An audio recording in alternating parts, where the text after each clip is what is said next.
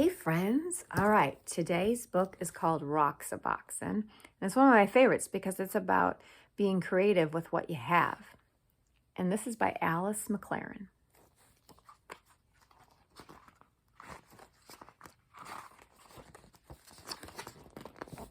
Marion called it Roxaboxen. She always knew the name of everything.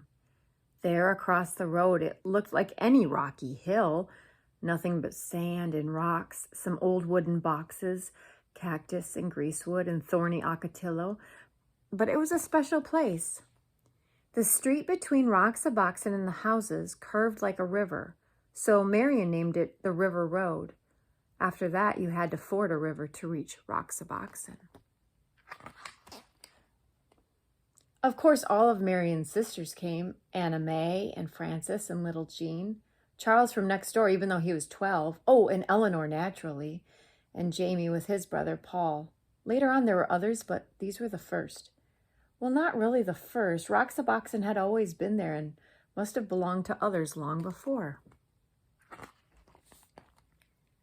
When Marion dug up a tin box filled with round black pebbles, everyone knew what it was.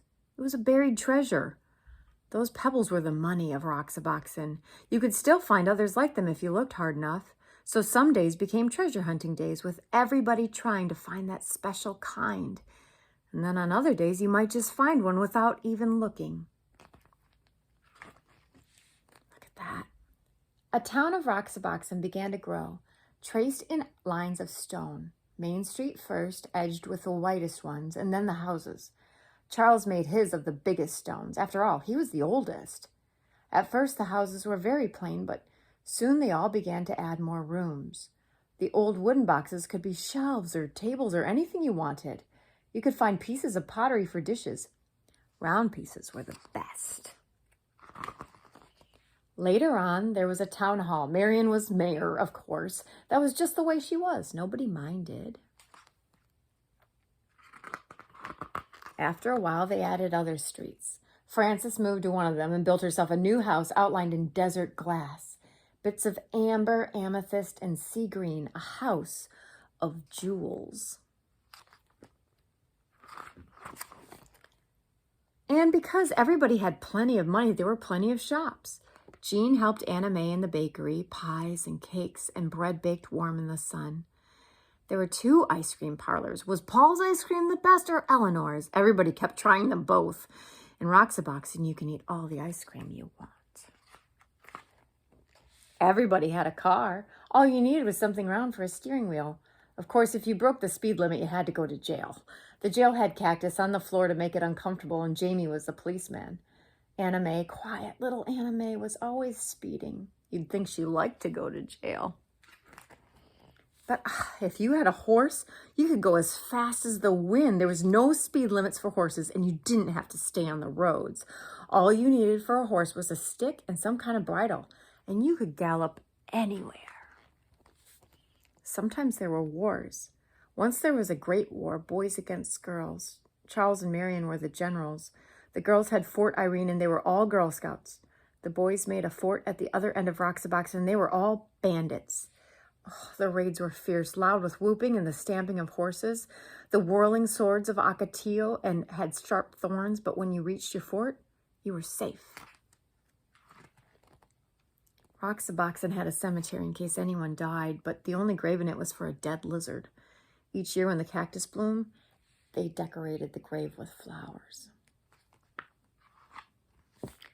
Sometimes in the winter, when everybody was at school and the weather was bad, no one went to Roxaboxen at all, not for weeks and weeks. But it didn't matter. Roxaboxen was always waiting. Roxaboxen was always there.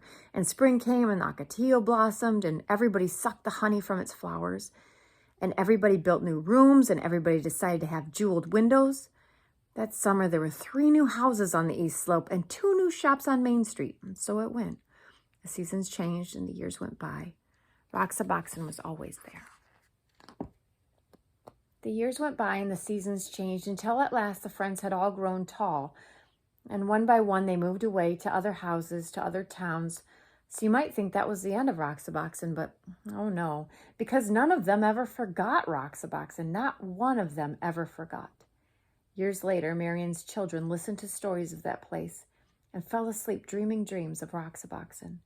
Gray-haired Charles picked up a black pebble on the beach and stood holding it, remembering Roxaboxen. More than 50 years later, Frances went back, and Roxaboxen was still there. She could see the white stones bordering Main Street, and there, where she had built her house, the desert glass still glowed. Amethyst, amber, and sea green. The end. I hope you have a cool place that you've built and created, like Roxaboxen. I hope you like this book as much as I did. Come back and see me.